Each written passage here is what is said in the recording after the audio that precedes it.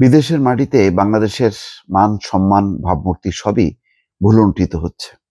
সর্বশেষ যে খবর সেটি হচ্ছে যুক্তরাজ্যে হাসিনা ঘনিষ্ঠদের বিপুল সম্পত্তির সন্ধান। এটি প্রথম আলো প্রকাশ করেছে। প্রথম আলো এই সংবাদটি প্রকাশ করেছে লন্ডন ভিত্তিক সংবাদ মাধ্যম অবজারভারের প্রকাশিত একটি প্রতিবেদনের সূত্র ধরে। দি অবজারভার বিজনেস এই পত্রিকায় এসছে money trial questions over deposed Bangladeshi elites 400 million UK property empire. বুঝতে পারছেন দর্শক, এখন বাংলাদেশের যে এলিটদের বা শেখ হাসিনার ঘনিষ্ঠ মন্ত্রী এবং ক্ষমতাধর ব্যক্তিদের যেই সহায় সম্পত্তি তারা বিদেশে কিভাবে পাচার করেছে, কিভাবে গড়েছেন, এগুলো এখন বিদেশি গণমাধ্যমগুলো প্রকাশ করছে। বিদেশি বিভিন্ন সংস্থা সেগুলো অনুসন্ধান করছে। সেগুলো হচ্ছে তাদেরই প্রতিবেদন। এটা এমন না যে ইউনূস সরকার প্রতিহিংসা পরায়ণ হয়ে সেগুলো অনুসন্ধান করছে বা সেগুলি প্রকাশ করছে, বিষয়টা তা না। এটা একেবারেই দি গার্ডিয়ান পত্রিকায় যেটি প্রকাশ হয়েছে সেটি জাস্ট অনুবাদ। এটি দেখেন সেখানে কি বলা হচ্ছে। যুক্তরাজ্যে বাংলাদেশের ক্ষমতাচ্যুত প্রধানমন্ত্রী শেখ হাসিনার ঘনিষ্ঠ বলয়ের মধ্যে থাকা সাবেক মন্ত্রী সহ রাজনীতিক ও ব্যবসায়ীদের বিপুল পরিমাণ সম্পত্তির সন্ধান পাওয়া গেছে। যুক্তরাজ্যের আবাসন খাতে তাদের বিনিয়োগ করা সম্পত্তির পরিমাণ 40 কোটি পাউন্ডের বেশি, 6,000 কোটি টাকারও বেশি। বাংলাদেশ থেকে পাচার করা অর্থ দিয়ে এসব সম্পত্তি কেনা হয়েছে বলে অভিযোগ রয়েছে। ব্রিটিশ সংবাদ মাধ্যম অবজারভার ও বার্লিন ভিত্তিক দুর্নীতি বিরোধী প্রতিষ্ঠান ট্রান্সপারেন্সি ইন্টারন্যাশনালের যৌথ অনুসন্ধানে এসব তথ্য উঠে এসেছে। শনিবার যুক্তরাজ্যের সংবাদ মাধ্যম দ্য গার্ডিয়ান এই অনুসন্ধান নিয়ে একটি প্রতিবেদন প্রকাশ করে।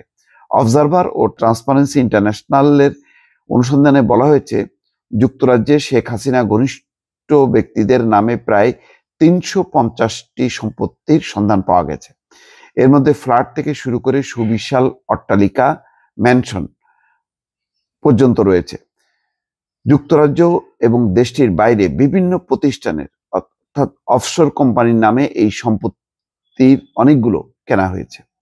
অনুসন্ধানে দেখা যাচ্ছে অফশোর কোম্পানির মাধ্যমে কেনা এই সম্পত্তির অনেকগুলোর মালিকানায় রয়েছে সাবেক প্রধানমন্ত্রী, বেসরকারি শিল্প ও বিনিয়োগ বিষয়ক উপদেষ্টা সালমান এফ রহমান ও বসুন্ধরা গ্রুপের চেয়ারম্যান আহমেদ আকবর সোবহানের পরিবারের সদস্যরা।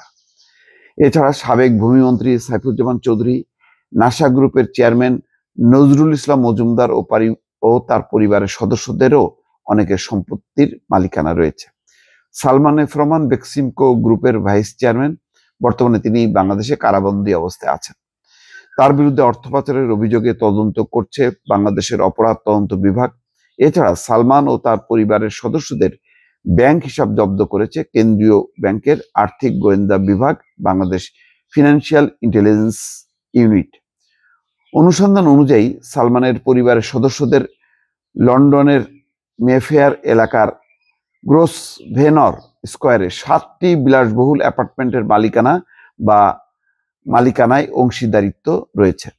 এগুলোর বেশিরভাগই অফশোর কোম্পানির মাধ্যমে কেনা।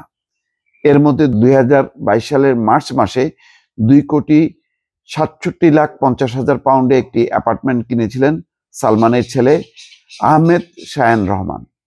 সেখানে 3,55,00,000 পাউন্ডে কেনা তার একটি ফ্ল্যাটও রয়েছে।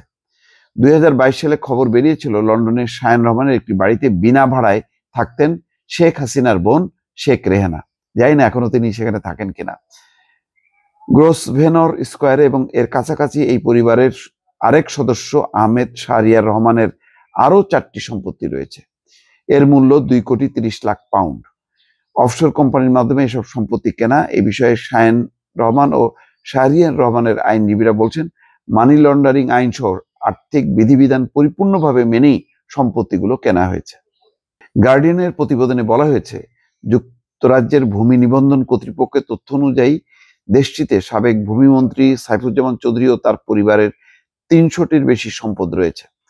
এগুলোর মূল্য অন্তত 16 কোটি পাউন্ড। সাইফুজ্জামান চৌধুরীর বৈশ্বিক সম্পত্তি নিয়ে গত সেপ্টেম্বরে দ্য মিনিস্টার্স মিলিয়ন্স শিরোনামে একটি অনুসন্ধানী প্রতিবেদন প্রকাশ করে সংবাদ মাধ্যম আল জাজিরা। সেই প্রতিবেদন অনুযায়ী বিদেশে থাকা তার সম্পত্তির মূল্য আনুমানিক 50 কোটি মার্কিন ডলার। বাংলাদেশের সাইফুজ্জামান চৌধুরীর হিসাবও জব্দ করেছে বিএফআইইউ। তার ও তার পরিবারের সদস্যদের স্থাবর সম্পত্তি জব্দ করার নির্দেশ দিয়েছে আদালত। সাইফুজ্জামান চৌধুরীর উপর দেশ ত্যাগের নিষেধাজ্ঞা জারি করেছে সরকার। এছাড়া অবৈধভাবে বিপুল পরিমাণ অর্থ অর্জনের অভিযোগ তার বিরুদ্ধে তদন্ত করছে দুর্নীতি দমন কমিশন। গার্ডিয়ান বলছে, রাজনীতিকদের বাইরে বাংলাদেশের ধনী ও প্রভাবশালী ব্যবসায়ীদেরও যুক্তরাজ্যে সম্পত্তি রয়েছে। যুক্তরাজ্যের সারে এলাকায় বসুন্ধরা গ্রুপের চেয়ারম্যান আহমেদ আকবর সোবহানের পরিবারের সদস্যদের দুটি সম্পত্তি রয়েছে। 1,30,00,000 পাউন্ড দিয়ে অফশোর কোম্পানির মাধ্যমে এসব সম্পত্তি কেনা হয়েছে। এছাড়া এলাকাটি পরিদর্শনের সময় আহমেদ আকবর সোবহানের এক ছেলের মালিকানাধীন একটি অট্টালিকার সন্ধান পেয়েছে অবজারভার। গত 21শে অক্টোবর আহমেদ আকবর সোবহান সহ তার পরিবারের 6 সদস্যের উপর দেশ ত্যাগের নিষেধাজ্ঞা দিয়েছে বাংলাদেশ সরকার। এছাড়া তাদের ব্যাংক হিসাব জব্দ করেছে বিএফআইইউ। এই বিষয়ে গার্ডিয়ানের সঙ্গে কথা বলেছেন বসুন্ধরা গ্রুপের ভাইস চেয়ারম্যান আহমেদ আকবর সোবহানের ছেলে সাফওয়ান সোবহান। তিনি বলেন, তাদের বিরুদ্ধে তোলা অভিযোগ দৃঢ়ভাবে প্রত্যাখ্যান করছে তার পরিবার। এদিকে নাসা গ্রুপের চেয়ারম্যান নজরুল ইসলাম মজুমদারের বিরুদ্ধে অর্থ পাচারের অভিযোগ তদন্ত করছে সিআইডি। দেশটিতে তার সম্পত্তিও জব্দ করা হয়েছে।